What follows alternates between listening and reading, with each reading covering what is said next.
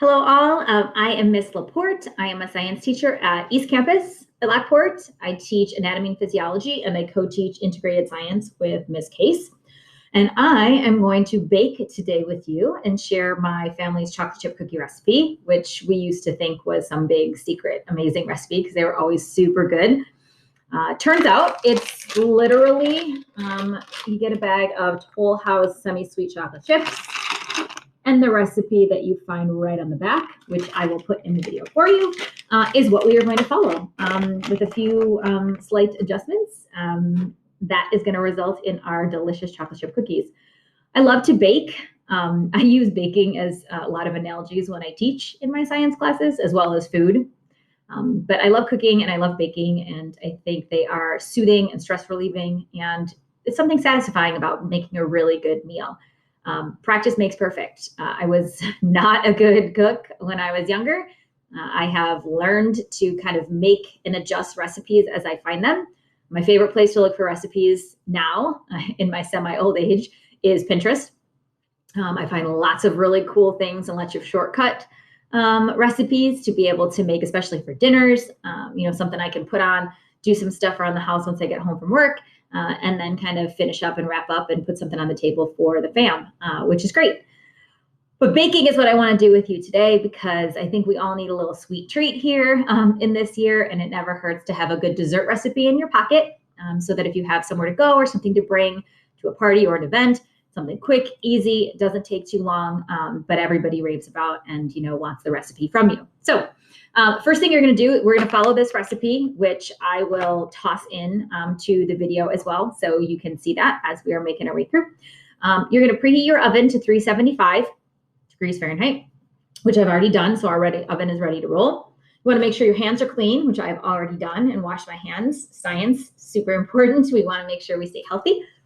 And then I have all my ingredients out, so I'm just going to do a totally not cool tech thing and just kind of show you what my countertop looks like.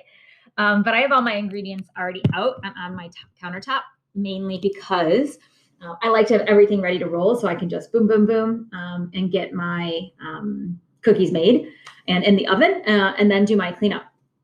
So measuring is something that some people are kind of finicky about with when they're cooking. So it's not a perfect measurement when I do it. Sometimes it's a little bit of an eyeball, but that's okay.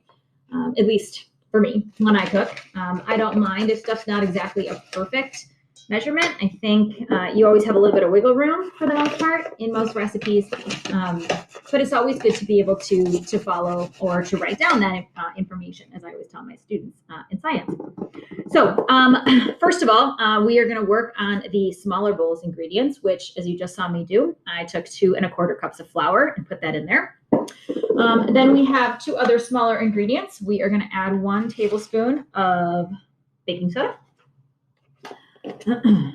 Ooh, and I just said tablespoon. Teaspoon. A tablespoon would be way too much. All right. And there's my TISP, as they would say in Clean Meeting. All right, so that is our baking soda. And then lastly, for our flour section of our ingredients, we are going to do the same. 1 TISP, 1 teaspoon of salt.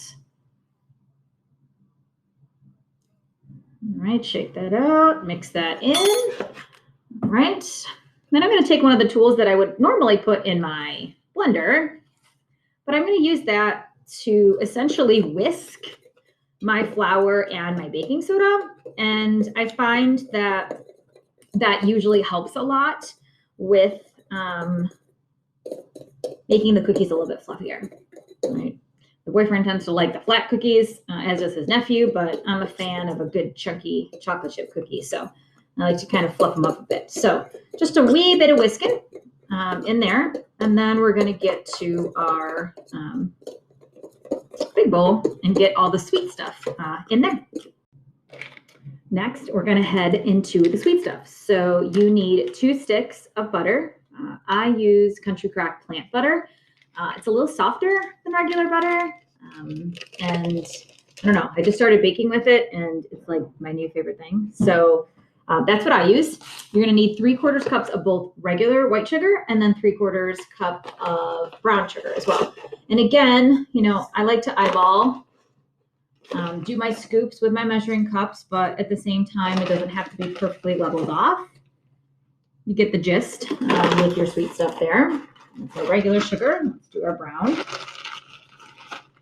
Brown sugar tends to be, can get a little bit more packed. I try not to pack it in too much when I put it in the measuring cup, just so it's not jammed in there, but I do like to level it off so that I make sure I have just about the right amount to make sure that I've got enough of that sweet stuff in my chocolate chip cookies. All right, that takes care of our brown sugar and our regular sugar, and then just one more thing should be vanilla for right now. Again, that tisp, all right, so that 1 teaspoon. Careful with your vanilla. You don't want to overdo it. I feel like too much vanilla can be a little overpowering. And then once we have those together, you're just going to take your blender. I usually put it on about 2, and you're going to blend all that together. Okay, so we have blended together. Here we go. So we can see we've got our brown sugar, our butter, and our vanilla has been blended. So now you're going to add 1 egg at a time. So we're going to take that egg and we're going to crack it, preferably not getting any of the shell in there. That is an art form, I will say. Definitely took me a hot minute to figure it out. You also have raw egg in your hand, so you always want to do a quick rinse.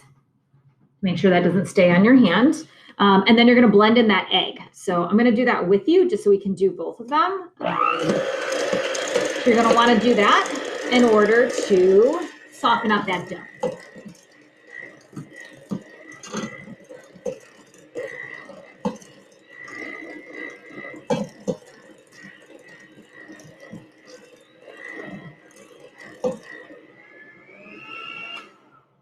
All right, so that's your one, and then you're going to do a second. Notice that we're not doing them at the same time. You're doing one at a time. That again, I think that helps to really even out the cookie dough and make it ready to add in the flour. All right, so we blended in our second egg, and so we have some nice creamy chocolate chip cookie dough ready to roll. So now we're going to add in the flour. So we have our small bowl that we've already kind of whisked a little bit. And I usually do, again, this is where the measuring thing doesn't really happen. The recipe just says to mix it in gradually. And I usually do about 3, maybe 4 pours. So I'm just going to take and I'm going to dump a good shake in there, and then I'm going to blend. And I'm going to do that about 2 or more times after that to get some thickening and consistency in my cookie dough before I add my chocolate chips. Okay, so I'm on my last little bit of flour. You can already see that we have some thickening of our cookie dough, so it's starting to look good. And dump in the rest of that. You may have noticed that my countertop keeps getting cleaner.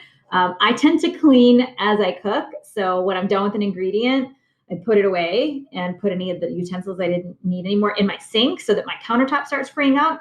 So by the time I've got to tray them, I've got the space to do so. All right. And again, I think that's just a little bit of my OCD. I'm going to blend this last one here. Keep it on low. Notice I like to use a hand mixer. I've got my big, mixer too that I could use, but I don't know. I like to old school it for my cookies. I think it takes less time when I do it by hand. And there's something just kind of soothing about it. So I don't know. I guess I'm a little old school that way. If I was baking a lot more, then I would. You can see as I'm kind of mixing, it's definitely thicking up. It gets harder to mix it through as you go. One thing I would recommend is make sure you hit all of the sides of the bowl so that you are getting all of the ingredients mixed in as evenly as possible. Right? Now we're going to get all of this stuff off. We're going to unplug our mixer. All right, we're gonna have as much cookie dough as possible. I know it's tempting, but here's the science teacher in me. Do not eat the raw cookie dough. You saw me put 2 eggs in here. All right, the risk of salmonella is not worth, the cookie dough taste. Wait for the cookies to come out of the oven. It'll be worth it. Let's just get that off.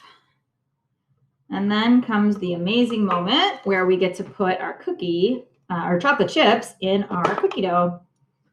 Again, there. All right. So you're going to use the whole bag which is always a fan favorite from the family when they see a whole bag of chocolate chips getting dumped in.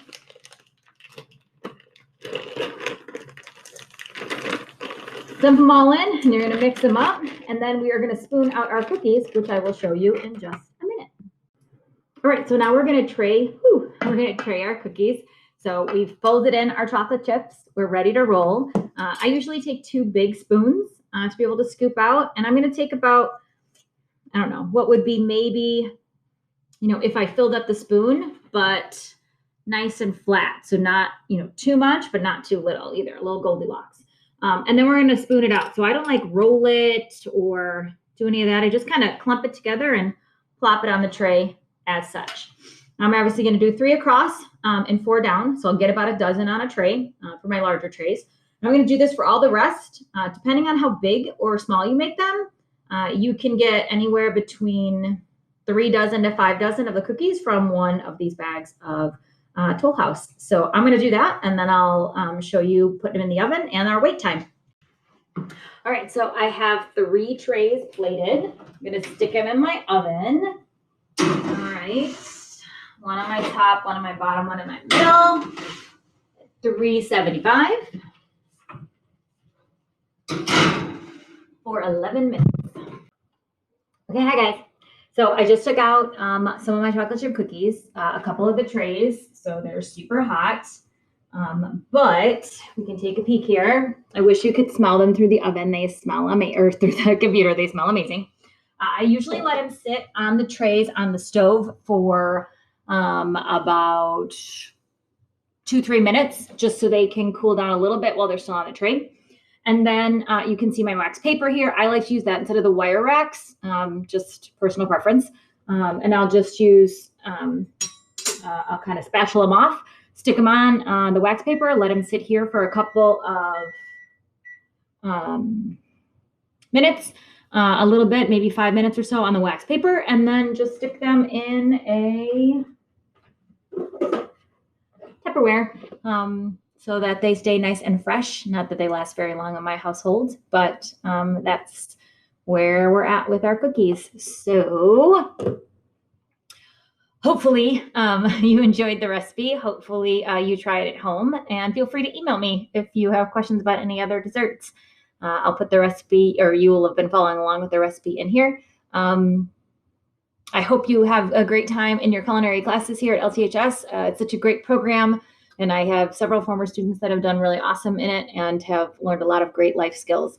And cooking is definitely one of them. So I appreciate the chance to talk with you all and share my family's chocolate chip cookie recipe with all of you. So take care and have a great rest of your day.